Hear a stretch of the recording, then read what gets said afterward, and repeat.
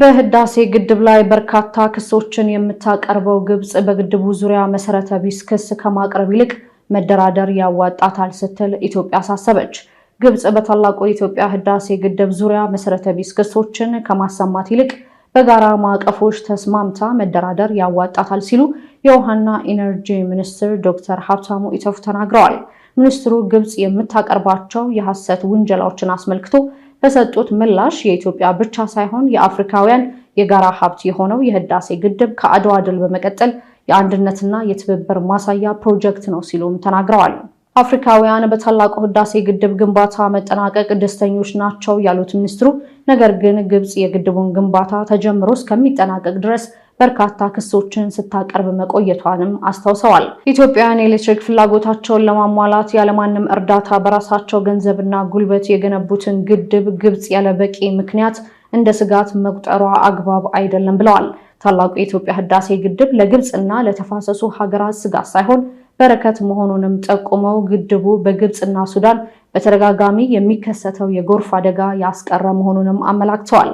ግድቡ ቀጠናውን በኃይል በማስተሳሰር ረገድ ከፍተኛ ሚና እየተጫወተ መሆኑን ገልጸው ለአብነትም ሱዳን፣ ጅቡቲና ኬንያ ከግድቡ የኤሌክትሪክ ኃይል በመግዛት ተጠቃሚ መሆናቸውንም አብራርተዋል። ዶክተር ሀብታሙ ግብጽ ኢትዮጵያ በያዘችው ውሃ ምክንያት የግድቦቿ የውሃ መጠን እንደቀነሰ አድርጋ ክስ ማቅረቧ ተቀባይነት የለውም ሲሉም ተናግረዋል።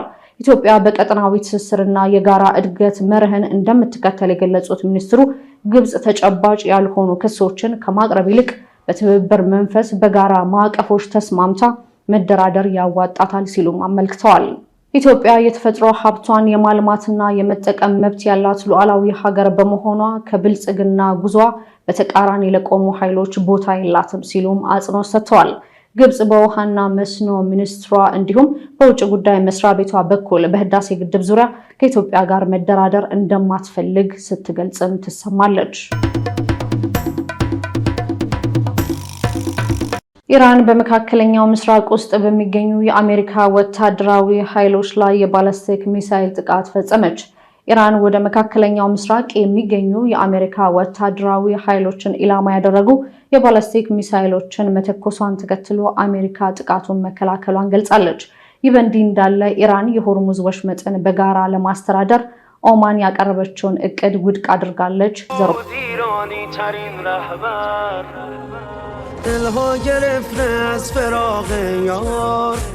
Russia is a friend of Iran and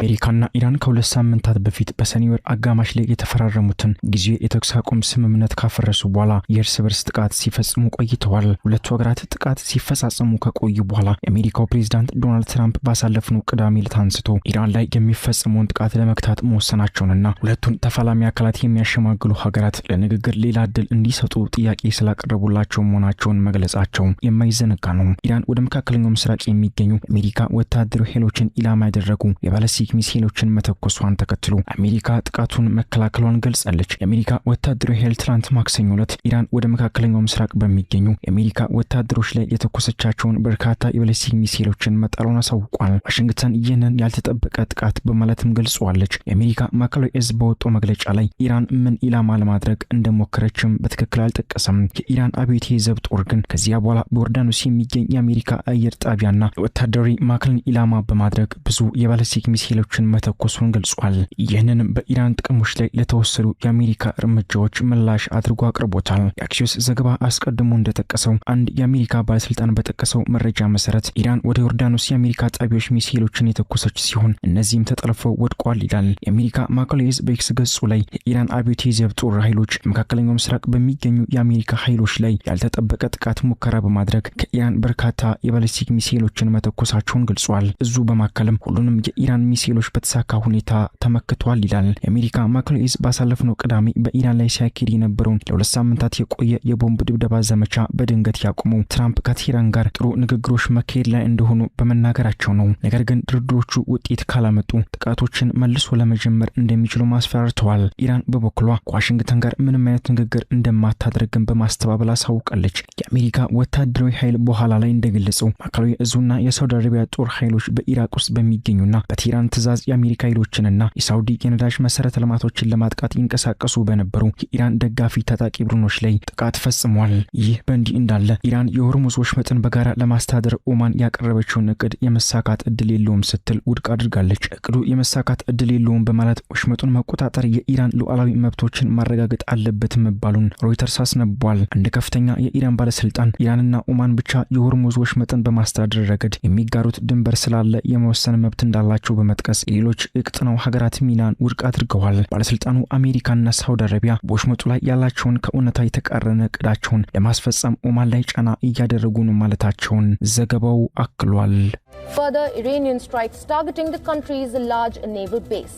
The fire was reportedly coming from the naval base used by US military forces. This should not be America's fight alone. We barely use the Strait of Hormuz as a country. Our energy doesn't flow through there. And the ships are out there today and they're saying, don't come here, don't even think about it. And you have these massive tankers saying, let's get the hell out of here. It's amazing.